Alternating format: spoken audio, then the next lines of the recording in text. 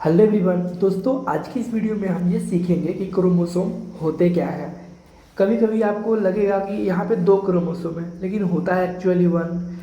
यानी कि हम उसको गिनने की कोशिश करेंगे, सीखेंगे कि क्रोमोसोम जैसा दिखता है क्या वैसा सच में है। ठीक है। और हम ये देखेंगे कि डीएनए क्या होता है, ठीक है, हिस्टोन प्रोटीन क्या होते हैं, क्रोमेटिन क्या होते हैं, कंडेंस क्रोमोसोम क्या होते हैं, फिर क्रोमेटिड क्या होते हैं। तो बहुत सारे टर्म्स इससे जुड़े हुए हैं जो कि आपको काफ़ी कंफ्यूज करते होंगे। तो इस वीडियो के बाद आपका सारा कंफ्यूजन दूर हो जाएगा। ठीक है। साथ में हम ये भी देखेंगे कि जो आपका कोशिका विभाजन होता है तो आपका एक होता है द्विगुणित, अगुणित। तो इस तरह की कोशिका विभाजन होते हैं। तो आपको कहीं एन देखने को मिलता होगा, कहीं 2n, कहीं 3n। तो काफ़ी कन्फ्यूजन होता है। कहीं कोई परागकण की बात कर ले तो वो एन हो जाता है, कोई युग्मक होता है तो वो एन होता है, युग्मनज होता है तो 2n होता है। तो क्या है इन सब का मतलब, ये सब के बारे में हम इस वीडियो में डिस्कस करेंगे। तो आइए इस वीडियो को शुरू करते हैं।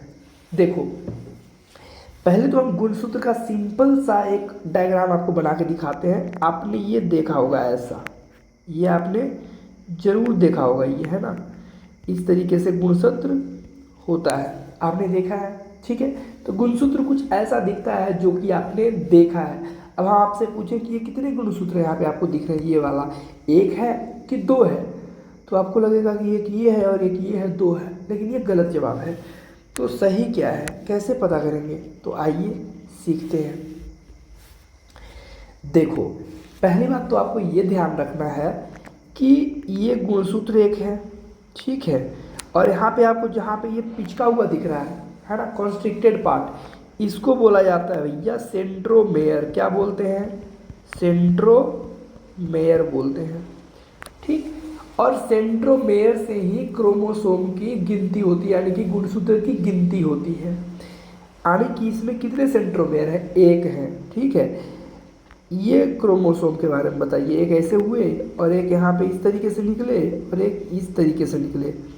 यहाँ पे भी सेंट्रोमेयर कितने हैं, देखो जरा, ये सेंट्रोमेयर है ना, सेंट्रोमेयर एक ही है ना, तो सेंट्रोमेयर एक ही है, तो यहाँ पे एक ही क्रोमोसोम ये भी है, ये भी एक ही क्रोमोसोम है, ये भी एक ही क्रोमोसोम है। बस अंतर इतना है कि इसका जो डीएनए है ना डबल हो गया है। मतलब ये जो था ना, ये पूरा का पूरा यहाँ पे डुप्लीकेट हो चुका है और कुछ नहीं हुआ है। तो ये डीएनए क्या था, आइए समझते हैं। देखिए, डीएनए कुछ इस प्रकार का होता है, ठीक है, डीएनए कुछ इस प्रकार के होते हैं। ठीक, डबल हेलिकल मॉडल, हेलिकल, ये कुछ इस तरीके जो तिरछा हमने बनाया ना, जो ये मतलब कि टेढ़े मेढ़े आपको इस तरीके से दिख रहे हैं, तो इनको बोला जाता है हेलिक्स, है ना, हेलिकल मॉडल। तो यहाँ पे दो दो हैं, तो डीएनए डबल हेलिकल मॉडल होता है। ठीक है। और ये डीएनए जाके यहाँ पे लपटाता है किसी प्रोटीन के चारों तरफ। ये प्रोटीन का नाम होता है हिस्टोन प्रोटीन, जो कि आपको यहाँ पे दिख रहा है, ये हिस्टोन प्रोटीन है ना। जिस तरीके से आप पतंग उड़ाते हो तो पतंग उड़ाने के लिए धागे का इस्तेमाल करते हो, तो धागा को आप समझ लो क्या है, डीएनए है। ठीक है। और जब धागा आप लपेटते हो किसी चीज़ पे, किस पे लपेटते हो, लकड़ी उड़ी पे लपेट लेते हो, तो लकड़ी नहीं, यहाँ पे हम हिस्टोन प्रोटीन की बात करेंगे। तो हिस्टोन प्रोटीन के चारों तरफ जो डीएनए है वो लपटाता है। एक तरह से कंडेंस करने का ये तरीका है, सारे खुले हुए नहीं रहेंगे ना, सारे एक जगह एकदम एकत्रित होकर रहते हैं, जिसको क्रोमोसोम कहा जाता है। तो ये डीएनए है जो धागा लाइक स्ट्रक्चर है। ठीक है। और डीएनए जब किसी प्रोटीन यानी कि जो हिस्टोन प्रोटीन के ऊपर लपटा जाता है, इसको बेसिकली न्यूक्लियोसोम बोलते हैं। आप चाहो तो इसको आप याद रख सकते हो, जहाँ पे लपटाया हुआ है इसको बोलते हैं न्यूक्लियोसोम। क्या बोलते हैं, न्यूक्लियोसोम। याद रखना है तो रखिए, नहीं तो कोई दिक्कत नहीं है। अब ढेर सारे न्यूक्लियोसोम इस तरीके से हो गए, है ना। तो ये यहाँ पे आपको दिख रहा है, ये क्रोमेटिन है। क्रोमेटिन में ये सारे हैं, है ना, छोटे छोटे यहाँ पे हैं, आपको दिख नहीं रहा है यहाँ पे, तो ये जूम करके दिखाया है इतना। ठीक है। तो ये सब होते हैं इसमें। तो यानी कि डीएनए लपटाता है हिस्टोन प्रोटीन के ऊपर, और हिस्टोन प्रोटीन जो होता है वो धागे लाइक स्ट्रक्चर के साथ में जब बंध जाता है तो वो न्यूक्लियोसोम बनाता है, और फाइनली वो क्रोमेटिन का रूप इस तरह से ले लेता है। और ये जब ज़्यादा कंडेंस हो जाता है इस तरीके से, तो क्रोमोसोम का निर्माण करता है, क्रोमोसोम बन जाता है। यानी कि वो संघनित रूप है, क्रोमेटिन का संघनित रूप, या फिर ये बोले कि डीएनए का संघनित रूप। ठीक है, समझ आया इतना। अब देखो, यहाँ पे ये जैसे कि हमने ये डायग्राम भी ड्रॉ किया, तो तो ये क्रोमोसोम का है ना। तो फिर से आपको करके दिखाते हैं बेसिकली। तो आप देखो ये क्रोमोसोम मतलब यहाँ पे डीएनए है, ठीक है, और ये प्रोटीन के ऊपर इस तरह से लपटा जाता है, इस तरीके से लपटाते जाता है और फाइनली ये क्रोमैटिन धागा बन जाता है और जो कि कंडेंस होके बनाता है डीएनए, है ना, डीएनए। तो आपको क्रोमोसोम बनाता है। तो ये क्रोमोसोम आपको अभी दिख रहा होगा इस तरीके से, ये क्रोमोसोम है। तो जहाँ पे बीच में होता है सेंट्रोमेयर, इसको बोलते हैं सेंट्रोमेयर, है ना, सेंट्रोमेयर। तो जितने सेंट्रोमेयर होंगे उतने ही क्रोमोसोम होंगे। तो ये कुछ इस तरीके से आपने देखा होगा भी, है ना, कुछ इस तरीके से। तो यहाँ पे भी सेंट्रोमेयर कितने हैं, एक ही है, देखो, है ना, सेंट्रोमेयर एक ही है। अगर एक सेंट्रोमेयर है तो क्रोमोसोम एक ही होगा, ठीक है। कितने क्रोमोसोम है, एक ही है, लेकिन बस डीएनए यहाँ पे जो था ये यहाँ पे डबल हो गया है ना। डीएनए का कंटेंट डबल हो गया, 2C हो गया। यहाँ पे अगर C था तो यहाँ पे 2C हो गया, डीएनए का कंटेंट बढ़ गया है और कुछ नहीं हुआ है, रेप्लिकेशन हो गया है ना। तो इतना समझ में आया आपको। तो गुणसूत्रों की संख्या आप काउंट कर सकते हैं कि नहीं कर सकते, कर सकते हैं। अब हमें बताना जरा यहाँ पे ये कितने गुणसूत्र हैं। ये एक गुणसूत्र है, ये कितने गुणसूत्र हैं, ये भी एक ही गुणसूत्र है, बस ये डबल हो गया अमाउंट डीएनए का, ठीक है, और कुछ नहीं हुआ। ये भी एक ही गुणसूत्र है, ये दो गुणसूत्र हो गए, ये दो गुणसूत्र हो गए, है ना। तो गुणसूत्र आपको गिनने आ गया होगा। यहाँ पे एक गुणसूत्र क्रोमोसोम है, ये भी एक है, ये भी एक है, ये भी एक है, ठीक है। तो यहाँ पे खाली डीएनए का अमाउंट जो है डबल हो गया, डबल हो गया कंटेंट डीएनए का, और कुछ नहीं हुआ है। समझ में आया इतना। चलो, मुझे उम्मीद है अपना तो आपको समझ आया होगा, ठीक है। तो आगे हम बात कर लेते हैं क्या चीज़ के बारे में। देखिए इधर सेट ऑफ क्रोमोसोम, जहाँ पे आपको N 2N इस तरह से रहता है तो कंफ्यूज हो जाते होंगे कि भैया N क्या है 2N क्या है, बहुत कंफ्यूजन होता है, ठीक है, मुझे भी होता है, that's why I am telling you. तो आइए समझते हैं सेट ऑफ क्रोमोसोम्स। देखो हमारे अंदर, हमारे शरीर के अंदर 23 जोड़े क्रोमोसोम पाए जाते हैं। आपको यहाँ पे दिख रहा होगा, एक जोड़ा, दो जोड़ा, तीन जोड़ा, उसी तरीके से पूरा 23 जोड़ा है, ठीक है जी। तो 22 जोड़े का बोला जाता है ऑटोसोम। मतलब हमारे शरीर में यहाँ पे अगर बात करें, कहीं भी बात करें, पूरे शरीर में, है ना, तो शरीर की वृद्धि करने में जो मदद करता है वो ऑटोसोम, यानी कि ये ऑटोसोम होते हैं। जो 22 जोड़े होते हैं वो, और जो लास्ट जोड़ा होगा 23वां जोड़ा, इसको बोला जाता है एलोसोम, ठीक है, यानी कि अंग्रेजी में बोलते हैं सेक्स क्रोमोसोम, भी हिंदी में लिंग गुणसूत्र, है ना, जो कि लिंग निर्धारित करता है, ठीक है, बच्चे का लिंग निर्धारित करता है। आपने पढ़ा होगा कि अगर चाइल्ड में XX जाता है तो वो लड़की बनती है, और XY होता है तो वो लड़का बनता है, ये आपको पता होगा, ठीक है। अभी आप ये समझिए कि N क्या होते हैं, 2N क्या होते हैं, ठीक है। तो आपने देखा कि यहाँ पे एक पूरा सेट ये है ना, एक पूरा क्या है, ये एक सेट है, ये 23 क्रोमोसोम का एक सेट हुआ, और ये दूसरा 23 क्रोमोसोम का एक सेट हुआ। तो यहाँ पे 23 गो का एक सेट हुआ, इसको N से रिप्रेजेंट करेंगे, 23 गो का एक और है तो दो सेट है, तो 2N हो गया। मतलब यहाँ पे ये क्या है, यहाँ पे ये 2N है। 2N में टोटल कितने क्रोमोसोम हो गए भैया, जब N में कितने क्रोमोसोम हो गए 26, N में कितने क्रोमोसोम 23, तो 2N में 46, है ना। 2N में कितने क्रोमोसोम हो गए, 46 हो गए, ठीक है। इतना समझ में आना चाहिए आपको। यहाँ पे देखिए गुणसूत्र का एक सेट जिसको N से रिप्रेजेंट किया जाता है, ठीक है, और सिंपल अगर N लिखा है ना तो उसको हम बोलते हैं अगुणित, अगुणित, है ना, या फिर एक गुणक भी बोलते हैं। और ये जब डबल सेट हो जाता है कुछ इस तरीके से, एक सेट ये हुआ, है ना, देखिए फिर से देखो, एक सेट ये हुआ, एक सेट ये वाला हुआ, और एक सेट ये हुआ, तो दो सेट हुआ, यानी कि 2N हो गया। तो इसको बोलते हैं द्विगुणित, है ना, द्विगुणित। और अंग्रेजी में इसी को बोलते हैं डाइप्लॉइड, है ना। और एक गुणित है, इसको बोलते हैं हैप्लॉइड। अरे भैया दो है यहाँ पे, इसका आधा है तो हैप्लॉइड ही बोलेंगे ना, हैप्लॉइड, यानी कि एक गुणित। कभी N रहता है यानी कि अगुणित हो गया, 2N है द्विगुणित हो गया, 3N है त्रिगुणित बोल देंगे, या फिर सीधा सीधा क्या बोल देंगे, बहुगुणित, है ना, या बहुगुणक भी बोलते हैं। जैसे कि एक गुणित या एक गुणक जैसे बोल रहे हैं तो बहुगुणक भी कह सकते हैं, कोई प्रॉब्लम अभी तक नहीं होना चाहिए, ठीक है। हाँ, इतना आपको ध्यान रखना है कि इसमें 22 जोड़ा जो है वो ऑटोसोम है, जो शरीर की वृद्धि करने में जनरली मदद करता है, ठीक है। और ये 23वां जो है वो लिंग क्रोमोसोम है, जो बच्चे का लिंग निर्धारित करता है। सवाल इस पे आते हैं ऑटोसोम पे और एलोसोम पे, ठीक है। अब देखो नेक्स्ट पार्ट, अब हम देख रहे हैं कोशिका विभाजन में होता क्या है, कैसे होता है कोशिका विभाजन, आइए समझते हैं। कोशिका विभाजन दो तरीके से होता है, एक होता है समसूत्री विभाजन, एक होता है अर्धसूत्री विभाजन। इंग्लिश अगर जानना चाहते हो तो वो भी बता देते हैं। समसूत्री में होता है आपका क्या, माइटोसिस, इसको बोलते हैं माइटोसिस और इसको बोलते हैं मियोसिस।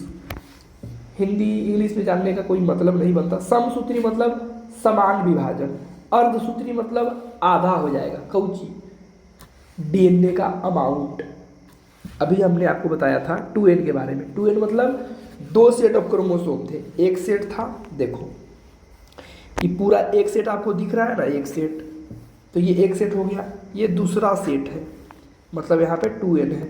खाली एक ही सेट रहता तो n, जैसे कि यहाँ पे आप देख रहा है एक ही सेट है तो n है, ठीक है ना।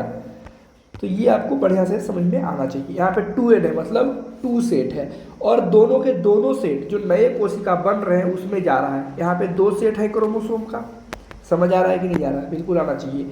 यहाँ पे 2 सेट है और जो नया दूगो कोशिका बना उन दोनों में 2 सेट क्रोमोसोम आ गया, मतलब समसूत्री विभाजन हुआ है। कोई कमी घटाव हुआ क्या, कमा कुछ नहीं कमा, जितना था उतना ही चला गया, ठीक है।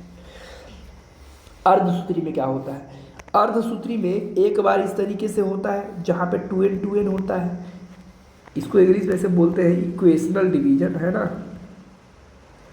छोड़ो अंग्रेजी, यहाँ पे जरूरत वैसे है नहीं। सिंपल आप याद रखो कि समसूत्री विभाजन में जो 2n है, 2n से जो नया कोशिका बनेगा वो भी 2n रहेगा और वो भी 2n रहेगा, है ना। और जो अर्धसूत्री विभाजन होगा तो 2n अगर है तो इससे 4 कोशिका बनेगा। कितने बनेंगे, 4 कोशिका। यहाँ पे 2 बना था लेकिन दोनों में 2n डबल दूसरे कंटेंट था, जितना मातृ का था, यानी कि ये माता जी है मान लो, तो मातृ और ये संतान तो सेम कंटेंट था, लेकिन यहाँ पे कंटेंट कम हो जाएगा। मातृ का जो है कंटेंट 2n है, बच्चा में सब आएगा n n n n, यानी कि एक बार जो कोशिका विभाजन हुआ अर्धसूत्री में तो 4 कोशिका बना, 4 संतान कोशिका बनता है एक बार में, और यहाँ पे 2 ही बनता है। ध्यान रखना इस चीज़ को, ठीक है। अब देखो समसूत्री विभाजन होता कहाँ है, हमारे पूरे शरीर में, अधिकांशतः पूरे शरीर में समसूत्री विभाजन होता है 2n, जो कि शरीर की वृद्धि में, ग्रोथ में मदद करता है। हम जैसे कि बचपन से बड़ा, छोटा से बड़ा हो गए, कैसे, समसूत्री विभाजन की वजह से। अर्धसूत्री विभाजन सिर्फ और सिर्फ हमारे अंदर जो स्पर्म बन रहे हैं, शुक्राणु बन रहे हैं, ठीक है, महिलाओं के अंदर अंडाणु बन रहे हैं, ठीक है, जिसको आप बोलते हो मतलब अंग्रेजी में ओवम, तो उनका निर्माण करने के लिए अर्धसूत्री विभाजन होता है, ठीक है। जैसे अंडाशय, अंडाशय ओवरी है ना, क्या बनाता है, ओवरी से ही ना बनता है आपका अंडाणु। तो ओवरी जो बना रहा है वो तो खुद 2n है, 2n है, ठीक है।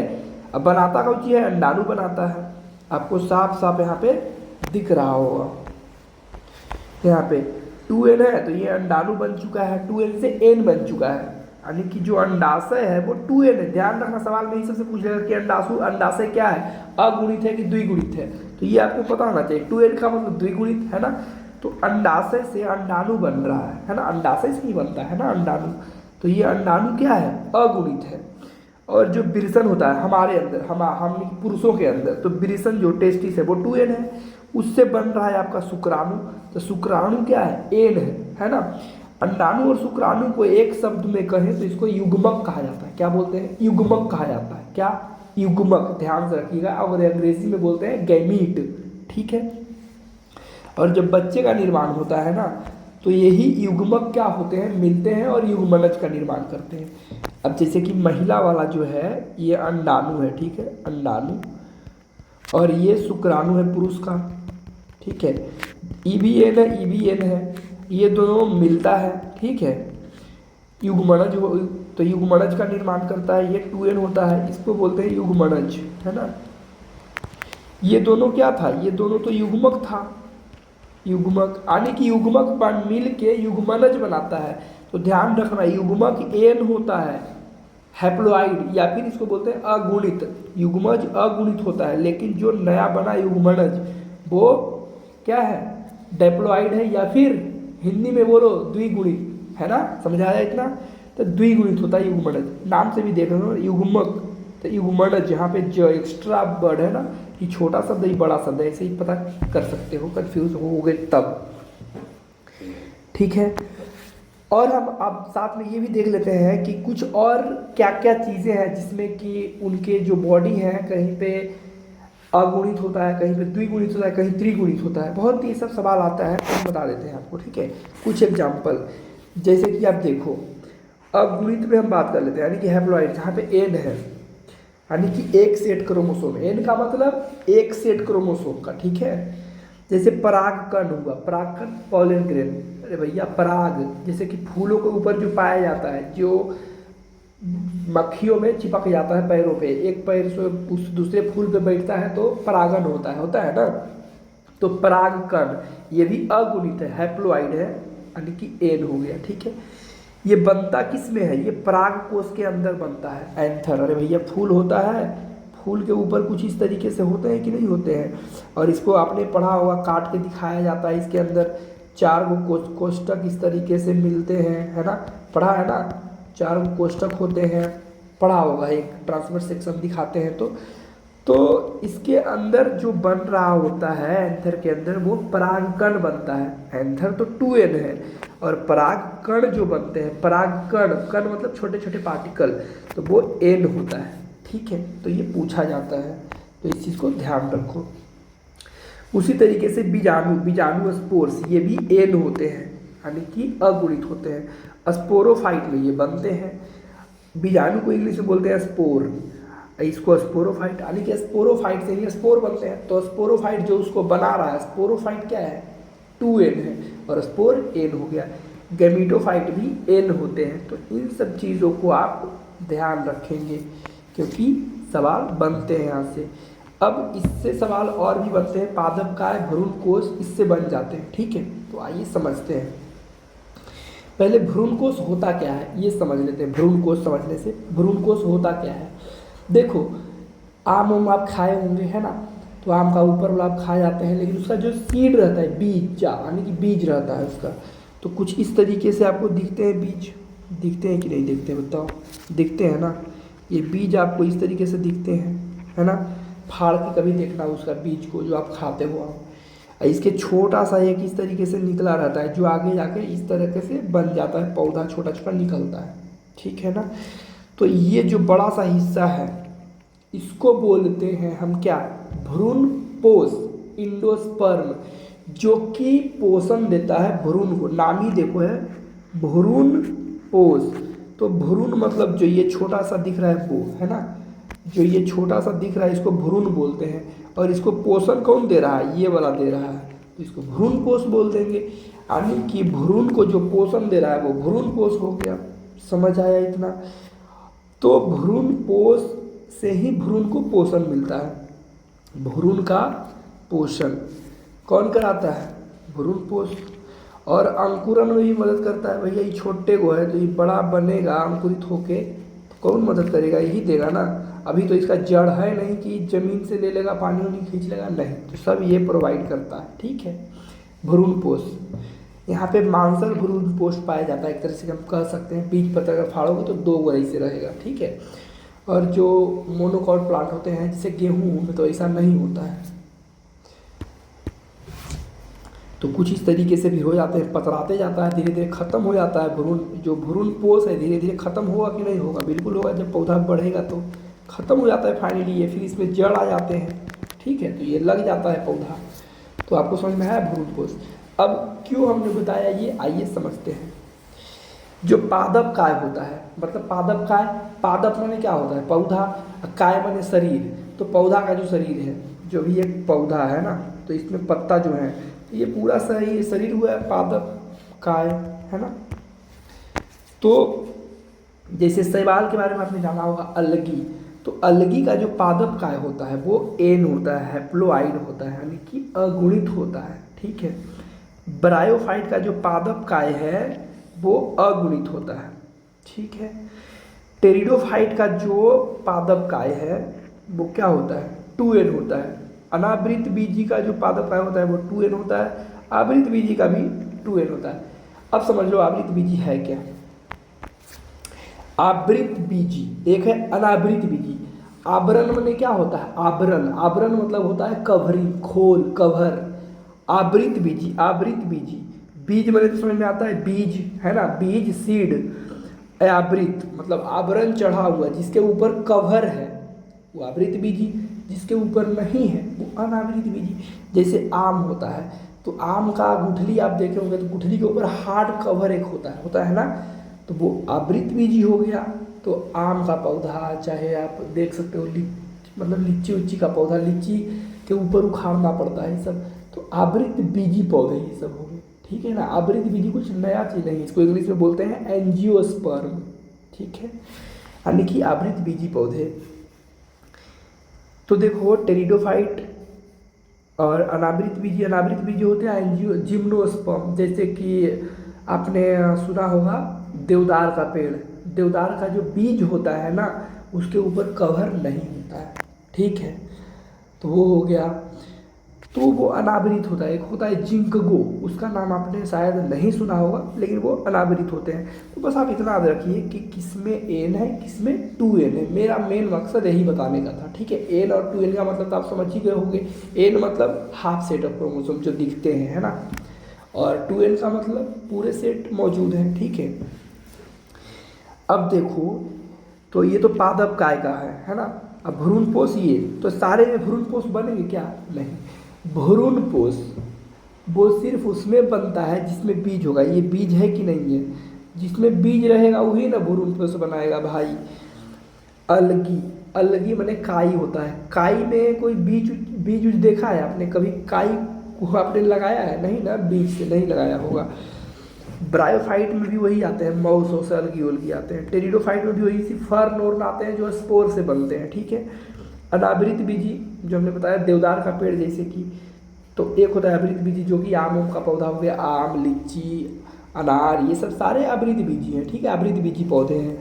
तो इनके अंदर होता है दोहरा निषेचन। जब दोहरा निषेचन होता है तो 2n से 3n बन जाते हैं क्या, इंडोस्पर्म। ये वाला जो है आम का, ये गुठली जो है, गुठली के अंदर वाला हिस्सा, ये 3n होता है। ध्यान रखना इस चीज़ को। ठीक है, क्या होता है, 3n होता है। समझ आया इतना, उम्मीद है समझ आया होगा। ठीक है, तो इस वीडियो में शायद इतने था। एक सवाल आपको करा देते हैं। तो सवाल क्या है, देखिए सवाल ये है कि 140 शुक्राणु बनाने के लिए कितने कोशिका विभाजन होने होंगे, कितने करने पड़ेंगे। शुक्राणु तुम्हें भी पता है क्या है, शुक्राणु बनता है अर्धसूत्री विभाजन से, हमने अभी पीछे बताया था। ठीक है, जो कि n होता है, मतलब अर्धसूत्री विभाजन होना है, यानी कि 2n से n होना है। तो एक बार में कितने बनते हैं, 4 गो बनता था कि नहीं बनता था। हमें 140 गो चाहिए। कितना चाहिए, 140 चाहिए।